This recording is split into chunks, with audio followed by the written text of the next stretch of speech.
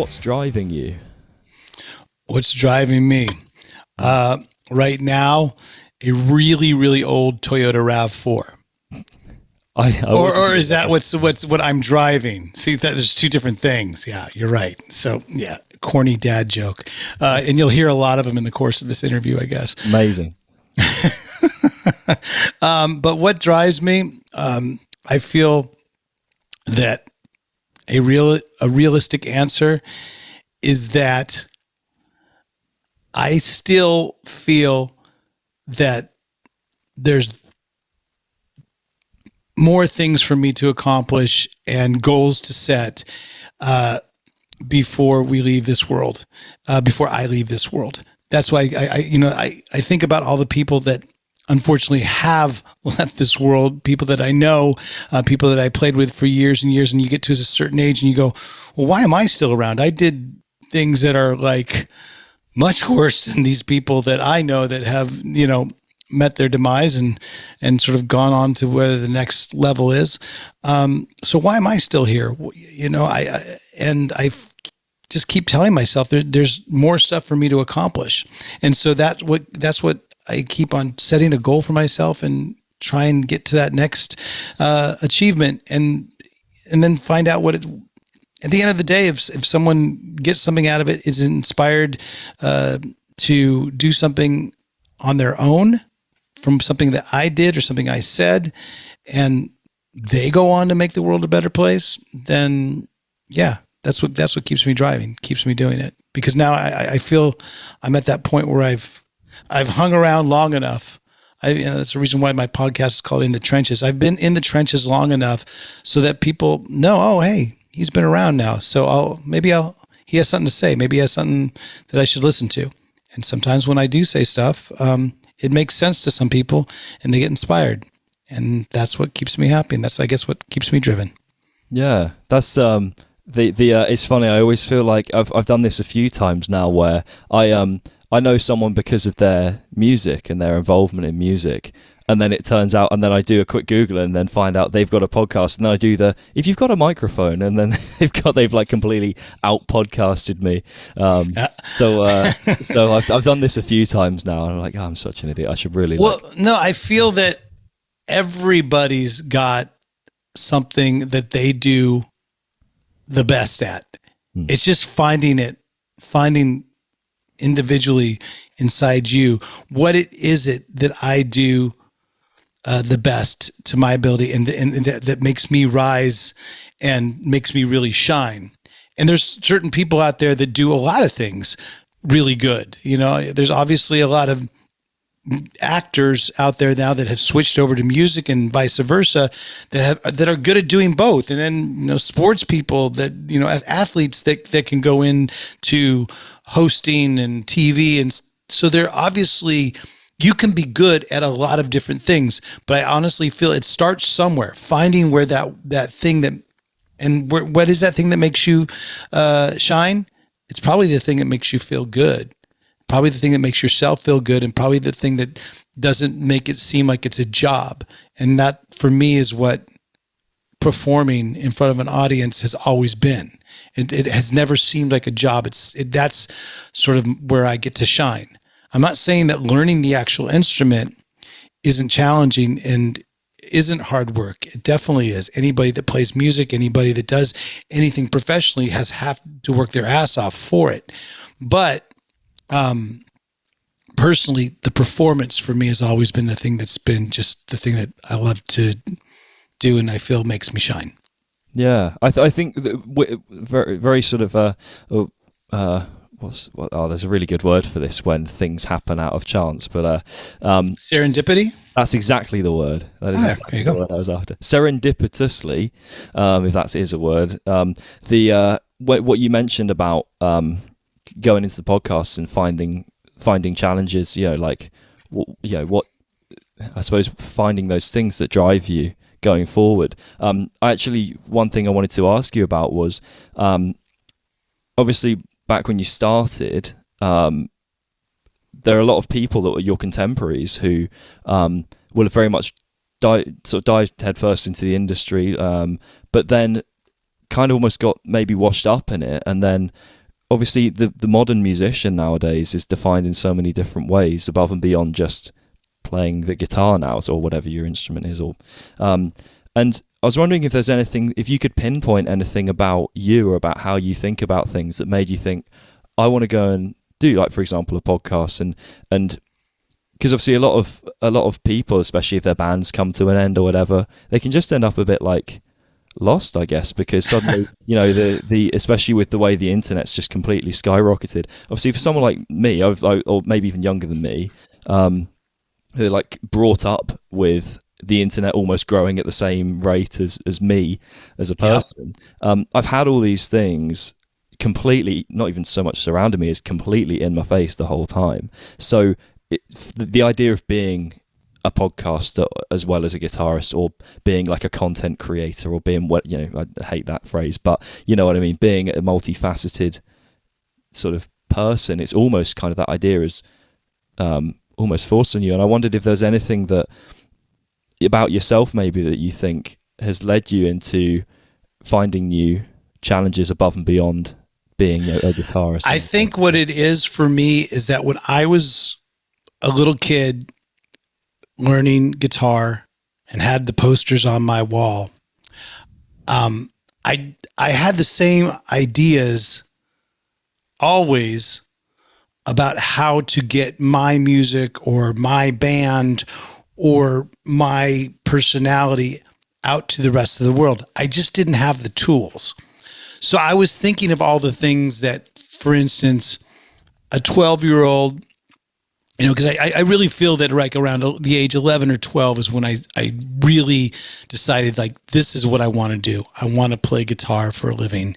I picked up the guitar even earlier than that, but it was 11 where I made that conscious decision, like, yeah, I know your parents say have a backup plan, it is good, but I'm not going to really have a backup plan. I'm going to do this. And hopefully all these other ideas that I have in order to promote the foundation of music will eventually help me out in life, which they actually have, because all those tools, AKA the internet, came into fruition during my time of learning my guitar, being in garage bands, recording on cassette deck, 4-track machines, all the way up to, the big 2-inch tape, and then the whole digital revolution, and then the internet's in there in between. And then all of a sudden, digital recording comes around, streaming comes around, MP3s come around, and all of a sudden, boom, every single musician, kid out there and young band are not only musicians, they are CEOs of their own record company. They are the promotion team for all their social media. So everything that I always wanted as a kid but seemed unattainable is there on at my palette now. So that's why I feel I've been able to do a pretty good job of getting the word out there and doing a bunch of different projects. I also look to my boss, Alice, as a huge influence of me, in the sense of he's a musician, he's a rock star, everything's rooted and the foundation is in his music and performance of the Alice Cooper Band. Yet he's able to go and do offshoots of that and do a radio show and do a very successful career, his golfing enterprise that he does, his owning restaurants, his, all the other different things that he does, but it always comes back to him being a live performance act. And that's pretty much all I ever wanted to be as well. Yeah, I think, I can't remember who it was that said it, but someone's pointing out all these companies, talking of actors, where, they quite often, for example, start things like alcohol companies, like a tequila company. If you take like what's his name, Ocean's, I can't remember his name. Obviously, he's not done so well at spreading the word for his name. I can't remember it, but he has a big multi-million tequila brand. And of course, yeah. But someone pointed out that actually it's almost the name that carries that And then George Clooney, you're talking George about. Clooney, that's it. Yeah, the name carried it as far as everyone but me, apparently. But yeah, it's an interesting one where kind of diving into those other things. Do you worry that people might become? Oh, so this is my point. Obviously, you said you've always been searching for these when you were sort of getting up and running as a musician. Tools. These tools.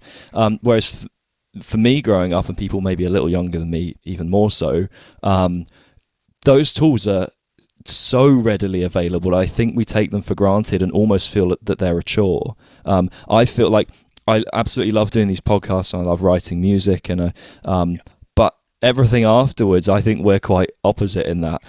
There's a fine line between taking all the technology that's out there and embracing it and using it, between there being such an overabundance of technology and options that it becomes basically a distraction to what the true goal is.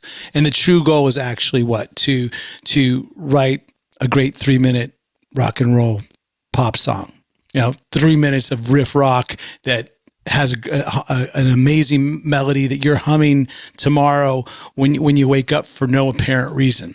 So all this technology can get you sounding better than the Beatles in the sense of just technologically speaking. You have more tools to work with, yet we get caught up and we go down those rabbit holes, and we'll start, oh, well, I need this app. I'm going to go research this. And so it's kind of staying focused between what the goal is, as for me, a musician, and using the technology, but not letting it become a distraction, because it's very easy for it to become a distraction, or for it to become sort of like, well, everybody else is doing it. That's the thing. Like, when I was a kid, I would have killed, or when I first went down to Los Angeles and went to GIT, which is a guitar school down in Los Angeles, Musicians Institute. I would have died for GarageBand on a computer, but we didn't have that. So, now it's kind of like, well, everybody's got it. You have it on your phone now, and you probably never open it up or never create music with it, because maybe everything's too easy to do with it, or it's too readily available. So stay focused on what you want to do as a musician, and where you feel your strengths are, and play to those, and use all that technology that's out there to your advantage, but don't let it use you. That's my advice. That's very good advice. I can tell you do a podcast because you're so good at like giving these really in-depth answers, and I can't remember someone else. And then shutting up. Well, that's what I've learned doing a podcast, is that when I'm interviewing someone, that's their turn to speak. But when I'm being interviewed on a podcast, that's my turn to talk. So I can spew my ideas, but then I have to learn how to just like shut it down too, because you have your next point and your next question. So I have to remember that I'm not steering the ship. It's you're the one that's steering the ship. So please continue to captain it. That's all right. I don't know if captaining is a word, but on my end anyway.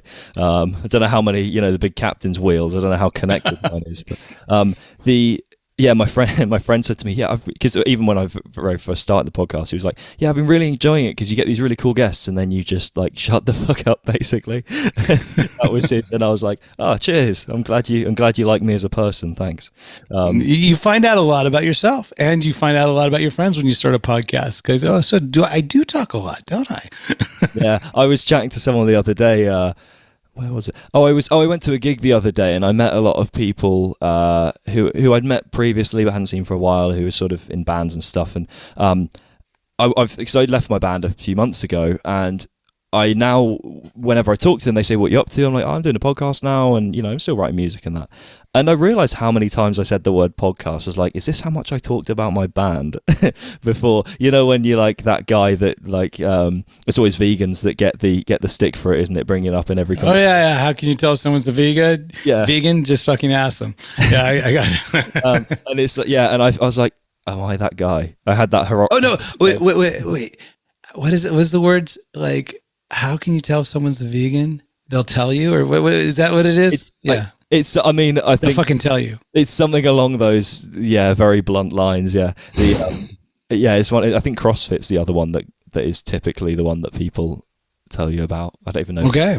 Wow, CrossFit. I haven't heard that or done that in many a year. Yeah, I await the comments to see what. Many a fortnight. No CrossFit. I'm anti-CrossFit. I actually do work out though. I do aerobics. There's another word that kind of goes hand in hand with CrossFit. I do a 30-minute aerobics workout every single morning to this day because there's no gym close to where I live. And I did actually, during the pandemic, when all the gyms were closing down, I was still just doing my 30 minutes a day of Jillian Michaels' 30-day shred that I bought DVD way back in the early 2000s, and it's still doing good for me.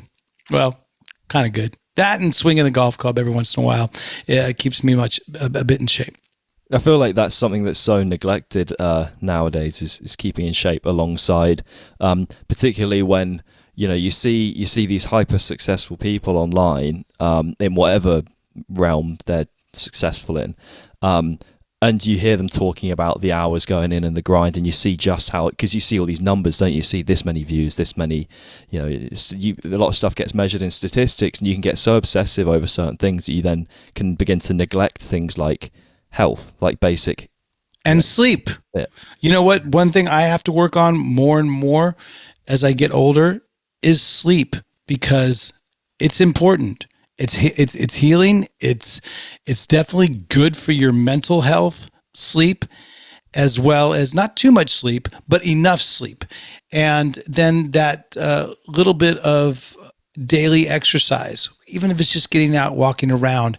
But just commit to it. And Alice Cooper's wife, Cheryl, she's amazing. She's on the road with us. She's basically there's the fifth Beatle. She's like our sixth Alice Cooper. She's our sixth member of the band.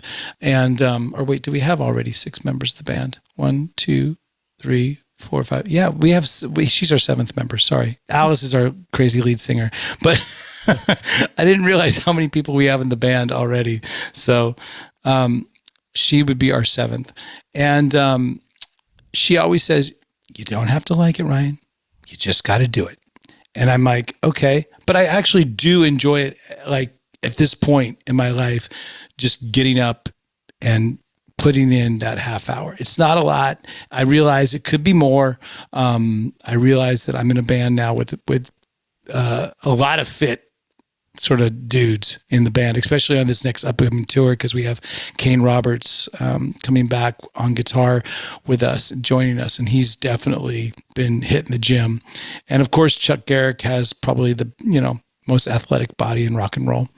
But Alice, starting from the top, Alice keeps himself in shape, very much so, and we do it through golf, because we really all Chuck, myself, and Alice really enjoy the game of golf. So anyone that says golf isn't rock and roll hasn't hung out with our band. That's a good tagline for the podcast. What's that? Yeah, anyone that says golf isn't rock and roll hasn't hung out with the band. Not in this band, no. Yeah, it's compulsory. It's compulsory to play golf in the Alice Cooper band. At least that's what I tell my wife. I don't have any great disliking to golf, but I cannot. The only thing I have discovered on the few occasions I have played is, I guess you could use this as a metaphor for life in some way. But I found whenever I try and swing, I would always try and completely just fly. You see the pros and they just absolutely just hit it a bazillion miles. And I found if I just relaxed and just sort of went through it rather than actively trying to hit it as hard as I can. It's exactly like watching a really good guitar player on stage that you're a fan of, going to see, for instance, Joe Satriani, or going to see, Phil X play, or going to see, any of these amazing guys, James Nichols out there. When you watch them play, it seems so effortless. When you watch a pro golfer swing, it seems so effortless. But when you actually learn the game, you see how much work goes into getting something that seems so effortless. And maybe that's why I like golf so much, because I see the same challenges in playing, in learning guitar. How long it took me to just get into a flow. And I know there's some guitar players out there that just get it and they just go right into it. And that's amazing for them. But it's the same, I think, same sort of demographic and the same sort of percentage of people that can just learn guitar just like that, as is the same percentage of lead singers that are just have that God-given voice that's amazing and perfect and in tune and effortless every time. It's very small. Every one of all the other, 95% of us work at it, train at it, and do our best every single day to become the best at what we're doing, or at least amongst the top. And I feel that, golf has really set me up with my mentally. It's helped me with my humility of like, okay, yeah, you're not going to learn this. This is going to take some time. And it's only now, after playing for quite some years, that I'm confident in where the ball's going to go. Because trust me, just like the guitar, where you don't know where your hand's going to go and the notes are going to play for the first few years, same thing with golf. You don't know where the ball's going to go when it actually, when the club hits it. So if you're learning how to play golf, or you're learning how to play guitar, and you already know how to play a little bit of golf, then then you can learn how to play guitar. But either one's going to take a little bit of work, and but both are super, super rewarding. And that's the reason why I put together the guitar course that I did during the pandemic, and with the team that I have, we put together this thing called the System 12 Guitar Method. And it's a really quick way to learn all the fundamentals of guitar. If you've never played it before, or if you're up to an intermediate player, it's the perfect type of course to learn all those things so that you can step into a rehearsal room and start playing in a band like immediately, because you know all the basic foundations of the guitar. And so if anyone's interested in learning how to play guitar, trust me, I will not teach you how to golf, because I'm still learning myself, but I can teach you how to play guitar if you go to ryanroxie.com and check out System 12. There's my shameless plug. Yeah, I was going to say, I can only allow so much of a plug because I teach guitar as well. So I don't have a system, though. I don't have an official system. Yeah. Well, I do. I have a System 12 because it's based off the number 12. It's 12 lessons. And for all of those of you that are keeping score at home, in music, if you think there's so many notes, there's so many this and that, there's actually only 7 notes in music, unless you want to get into Gregorian, Indian type of music and subtones and this and that. In traditional music, there's 7 notes with their sharps and flats. And guess how many notes total that would be? 12.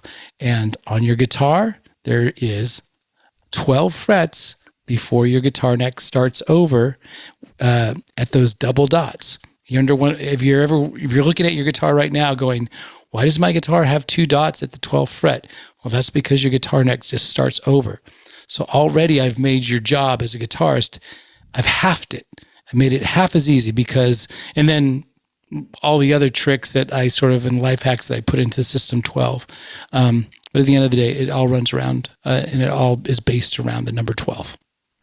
Let's say, it's, what was I going to say? It's interesting we were talking about you kind of being multifaceted in doing these different things, and that kind of interest in teaching, I noticed is something some musicians. So for example, I'm a big fan of Mark Tremonti and Alter Bridge, and he obviously Right. when he was in Creed and all that, and now he's doing Alter Bridge, and he's clearly not a man that is shy of money. He's probably made a fair few, even just from Creed, forget all the other stuff. But what he does, he still chooses to offer lessons before, at least certainly pre-COVID. I don't know if that's maybe shaking the situation up a bit, but I've done a couple little guitar lessons with him, and I noticed there are a lot of musicians that love to just sort of impart that knowledge. Yep. Sort of that all comes from our belief that we want to keep the tradition of guitar-driven music alive for future generations. I call it passing the torch of rock and roll on to the next generation. And it doesn't matter what age you are if you want to start learning guitar. But there used to be a saying, those who can't do, teach. And I got to tell you, as a guitarist, that's fucking bullshit. Because the bottom line is, I teach. I feel that the System 12 teaches a lot of people. Hopefully it inspires a lot of people to go on and record their own music. And the whole purpose, the sole purpose, is to keep guitar-driven music in the forefront. So I know so many people that I've had on my podcast that great guitar players. Joel Holkstra, for instance, who plays with Whitesnake. He's a teacher, former teacher. Just had Kelly Lemieux from the band Buck Cherry. He's taught lessons before. So many guitar players that I know that have been on my podcast that have great names themselves and have great reputation and great credibility, either started teaching or continue to teach to this day, because it really is that feeling of wanting more people to experience the same feeling of accomplishment that they have. And, by playing guitar and playing music and writing stuff. I feel like you learn a lot as a teacher as well, like as in not just about like the instrument, but about communication and things. I think there are two things. If I, some countries where they have like national service where you have to be part of the army for however many months, or you have to be part of. For me, if I had to make my country, just make a country up, and there had to be some national service, it'd be teaching, and you have to be bar staff for 3 months, just so you. I always say that. I always say that I think it should be compulsory that you should be a server at least once or twice in your life, in your career, because then you won't. There would be such a dramatic drop of assholes, that the entitlement assholes that come into restaurants and demand this, or come into stores and demand this. You have to work a retail serving type of job. It's compulsory, because honestly, I did it. I was a cashier. I was actually one of those perfume dudes for CK1, which I actually still once in a while give myself a spray of CK1 when I'm in an airport here or there. But I was the guy that, I've done many jobs that, I was working this is a true story. I was like, I would imagine maybe 6 months, maybe even less than 6 months before I got the Alice Cooper gig. I was working at a liquor store in Beverly Hills for $50 a day. A shift. That was my shift, was $50, and it was paid cash. And I basically got a great life lessons on single malt whiskey and cigars. Mickey Rourke would come in and buy some sort of single malt whiskey, and the owner of the liquor store would school him on single malt whiskey. So I would be like sort of, the fly in the wall, and I'd listen to all these types of things. But yeah, I'm telling you, you will become a much more humble person if you have some sort of server type of job. And I agree with you. It should be compulsory. Yeah, there was a guy that I so nearly sort of gave a piece of my mind, but I just thought, best not, in case I've got the wrong end of the stick here. But he, someone ordered Domino's pizza to this block of flats, and there's a big, like, we're talking a tower block of flats. Is where my girlfriend lives, or apartments. I don't know if you guys, if flats translates to apartments. It does. It does. Okay, yeah. I don't know. It's like things like we say bins, and you guys say it's trash, and it's like Yeah. Put it in the boot. Put it in the trunk. I got it. Yeah. But he delivered. So the guy delivered the Domino's pizza, and then the guy came out the front door, and he went, "Oh, this isn't my address." And the delivery driver was like, "I think, is this not for you?" And he goes, "No, it's for me. It's just my flat's on the 12th floor." As if to say the guy, because the guy just drove to the front. He doesn't know which, like, where all the flats are. He doesn't know where the elevators are. And you witnessed this. Yeah, and the guy came down, and he was basically just being an asshole to the delivery driver. It's like the guy's on minimum wage, and you expect him to go and find your flat in the middle of this massive tower block. And I was just like, I feel like such a dick if I called him out and then he was just joking or something, even though it was a very funny joke. And I was like, oh, he's definitely never worked behind a bar, like, for sure. There's no way. You could have said that. You could have said, yeah. Well, what I nearly did was because I got in the elevator with him, and I was like, awkward elevator ride up. Yeah, I so nearly said to him, like, that guy not delivering to your flat, rubbish. And then, like, but go for, like, the sarcasm and just see if he picks up on it. But, like, I've had two weird, awkward elevator rides in my life like that. Weird like that. Like, with uncomfortable people. One was Fred Durst from, what's the band he's in? Limp Bizkit. That is an odd one. Yeah. It was just awkward because, like, he wouldn't acknowledge that I was in a band, and we had probably played the same. We had played the same town. Maybe they were playing the night after we were playing the night before, but we were in the hotel, or staying at the same hotel. So we drove up, in the elevator, and he had some girl with him. Maybe he didn't want to, like, it was weird, awkward. Didn't say a single word. And the other one, and this is funny, Donald Trump.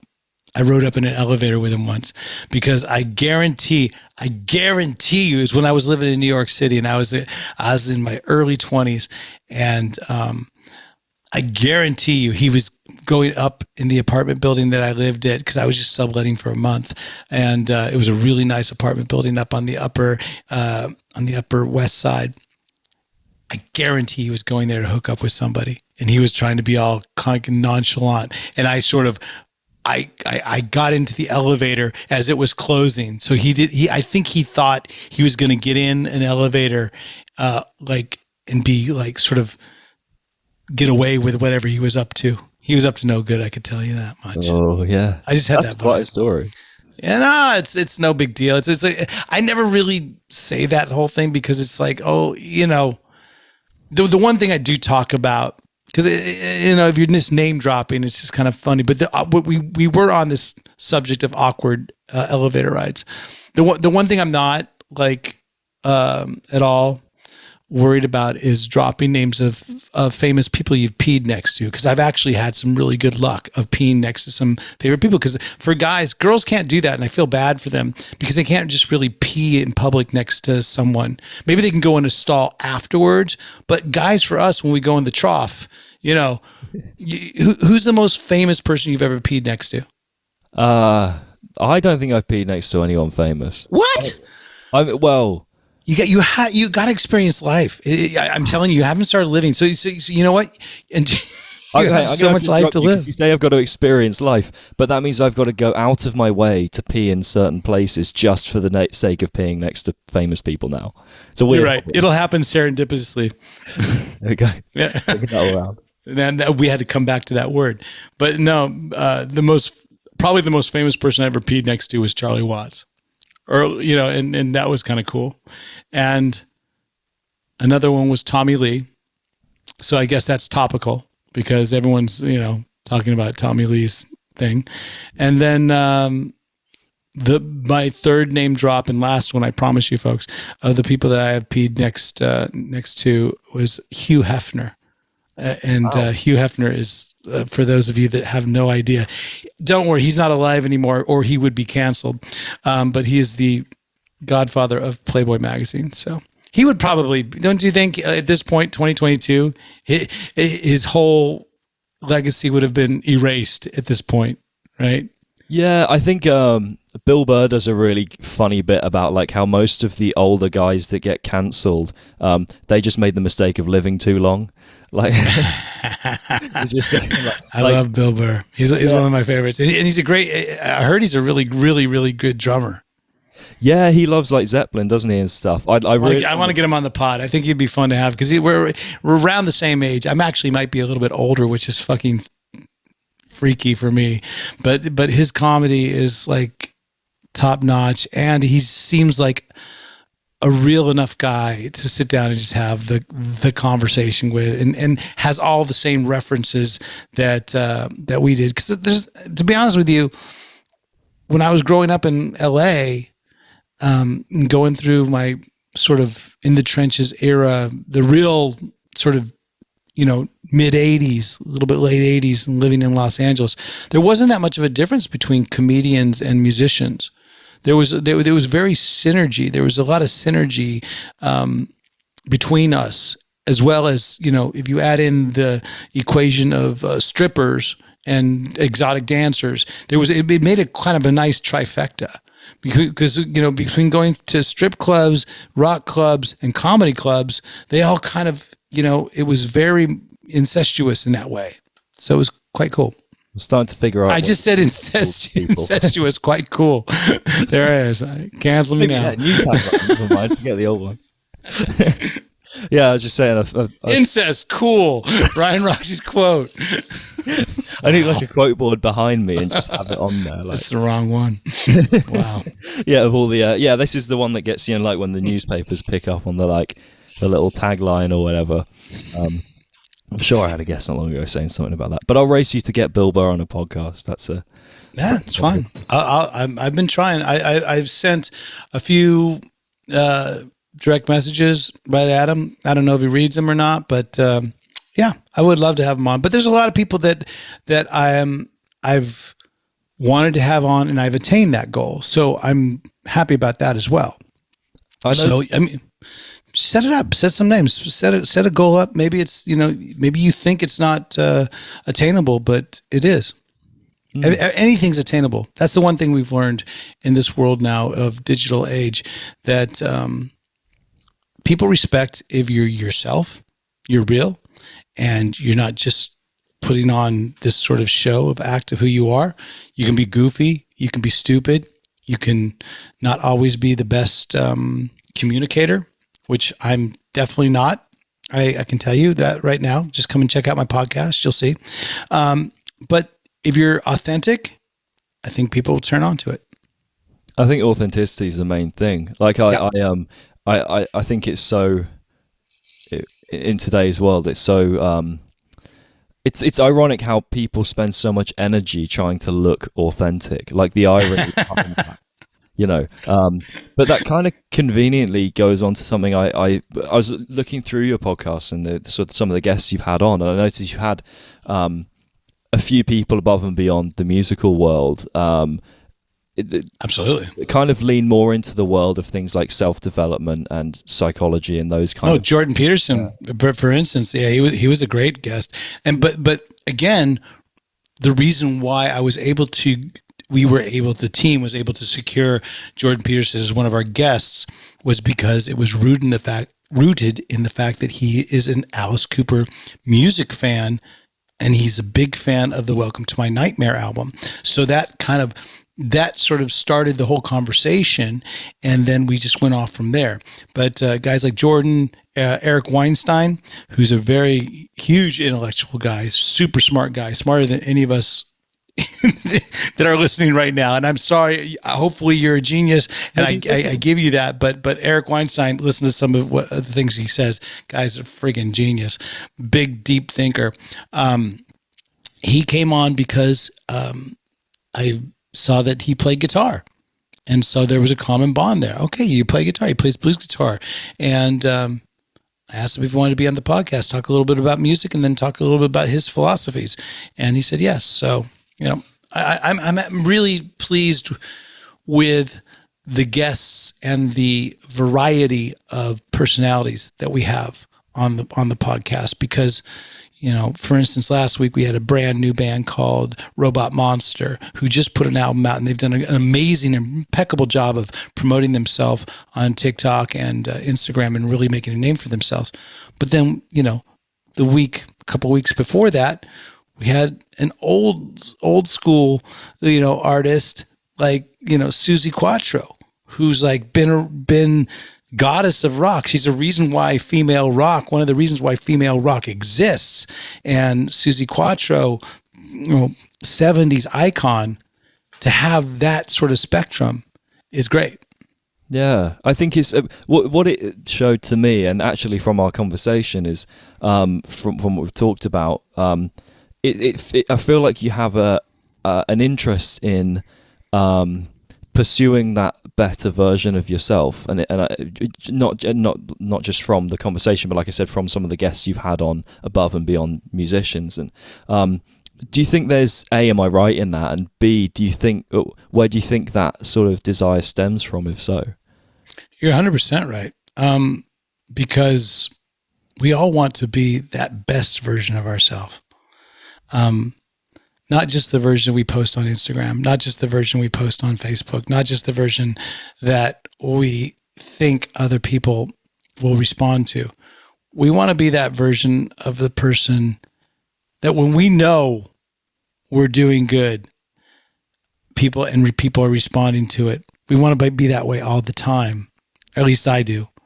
And I'm been learning a lot from not just our guests, but learning a lot from reading and self sort of, evaluation. You learn a lot about yourself, like you said, like you mentioned earlier, when you have your own podcast and you actually edit your own episodes, because you go, oh, so I do that.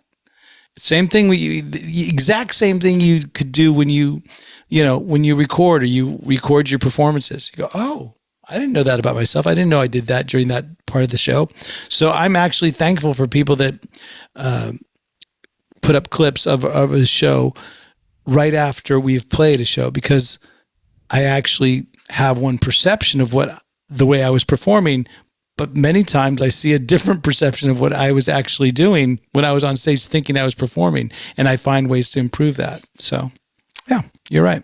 Yeah, that's because obviously that's a very a positive way of looking at perceptions. Perceptions of yourself from others. Do you ever, on the flip side, when you, especially being in a band with such a huge fan base and a long time fan base, like you said, people put up clips within minutes of the gig ending, if not during the gig. There's a lot of room. You're open to the perceptions of a hell of a lot of people. Do you ever find yourself going down that mental rabbit hole of sort of things like reading the comments and obsessing over? Yeah. You know what? We all do it. Don't beat yourself up about it, but be aware of it. If you find yourself focusing on the one person in the audience that's not smiling, instead of the thousands of others that are really enjoying their time, but one person is just not getting your vibe, or even actually putting out a negative vibe, why do we put so much energy into that one person? Same thing with comments. Why do we, out of this many comments, why do we even care about one person saying, something negative?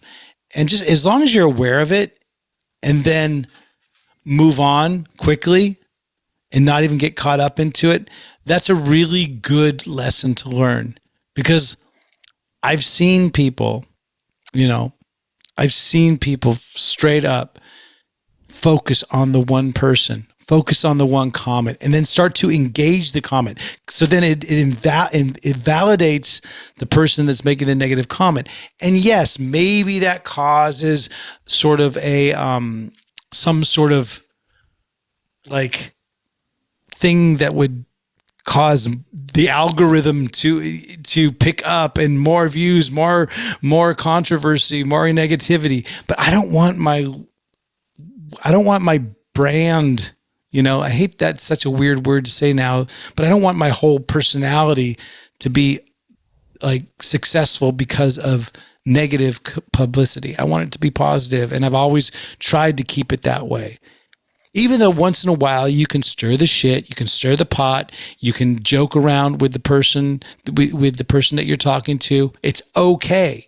You don't, not every, you can actually push the envelope a little bit, but I don't want at the end of the day for things to spiral out of control and people to view your career as more of a car crash. You know what I'm saying? I just want to watch it because it's all the drama. No, I'd rather be successful, making good music, doing great performances, and sort of having a great time doing it, and not causing other people a lot of stress and harshness. So I don't know. There's a lot to unpack there that I just unloaded on y'all. But at the end of the day, the takeaway from this is do not focus on the one, but appreciate the many. Yeah, that is a good takeaway. I think the being aware of it's the thing about being aware of your thoughts, but not letting them. It's the meditative kind of practice of recognizing your thoughts without letting them sort of envelop you entirely, because you could do that, right, with the negative comments. And like you said, it's always the one, isn't it? It's like the one negative comment. Well, because the inner monologue's going on in your head the whole time of what you should do, what should you do, or F this guy, or F that girl. I can't believe it. But then the inner dialogue is not always right. The inner dialogue is just noise a lot of times. So a lot of times you take the step back and you'll find very more times than not, you'll find that things have a way of working themselves out for the most what's the best way to put it, the straightest path possible, which doesn't always mean the best path, but it's the straightest path to you getting towards your goal. It might be, you might have to go through shit to get to your goal, but it's going to be the straightest path. And so I do constantly have to take a little step back every once in a while with certain situations. And that's a good thing for everyone to do. I think if we did that a little bit more in today's world, instead of knee-jerk reactions, we'd be a lot better off. Because I at the end of the day, I feel that there's a lot of things that have polarized our world, our country, all these things, very polarizing issues. But at the end of the day, we should all be able to sit at the same table or watch the same band or watch the same sports game, because we all just appreciate the love of the music, love of the sport, love of the movie, whatever it is. And I think we've lost that a little bit by not stepping back and doing a little bit more knee-jerk reaction. He hurt me, so fuck him. I'm going to say this. And then it just spirals out of control. I try to stay away from that shit. Yeah, I think people with the polarizing of opinions and things, I think people are, and I'm guilty of it, I think, but I like to think I try and check myself on it where I can, but they're guilty of, I disagree with this person, or I don't like what they like, whatever, so they're bad. Not they're wrong, or we don't have the same opinion, it's they're actually a bad person, Like if you take the political left and right, it's always the people on the left think the people on the right are bad people, and the people on the right think the people on the left are bad people. And it's like, ultimately... They say that, yeah. Yeah, and it's like, most of us want the same thing at the end of the day. We think we want to get... Worldwide. Where everyone wants the same thing worldwide. I don't care, what religion, what country, what, economical demographic, you come from. We all want, security for ourselves, for our family, for our future. We all want that security and happiness. And I feel that if I've had probably the best job in seeing that universally than anybody, more so than any politician, just about as much as international athletes probably get that same feeling. But as a musician, think about it. We get to play our music universally all over the world and get the same reaction, the same joyous, the same intensity, the same just overall euphoria of playing a live show in so many different countries and with so many seemingly different audiences. But guess what? The reaction is the same, and it's something that everyone can agree on. If you're an Alice Cooper fan in Russia, if you're an Alice Cooper fan in Ukraine, or you're an Alice Cooper fan in Texas, or you're an Alice Cooper fan in Guam, we all love Alice Cooper, and we all get along for that, and we all get along with that. So we're so not different in that sense that that things can't work out, because they really do have, like I said, I've been able to see it, and I'm not going to say, oh, music cures all, but it definitely does help open up and have everybody sit at the same table. Yeah, well, it's like, can you imagine having an argument with someone if you just enjoyed a gig together, and then suddenly someone gives you, you'd be so much more understanding and sympathetic to the idea that you can both appreciate the same thing. I couldn't imagine, if I turned up to a gig next to someone and then we both loved that gig and smile and have a good time, and then someone gave us, a divisive political thing and we believe the opposite. I like to think I'd have far more sympathy for their cause. You're at you agree already. You agree on the same thing. You both bought a ticket to the same concert, so you both agree that you both think this band kicks ass. So I don't care if your political views are completely different than someone else's. You still have there's a common place for conversation because you both agree on that same band. So maybe that's where the conversation starts. And then you can move it slowly to where you both are comfortable with it. But I feel that we're living in a time where divisiveness it only helps out the status quo, the people that are already in power and want to keep it that way.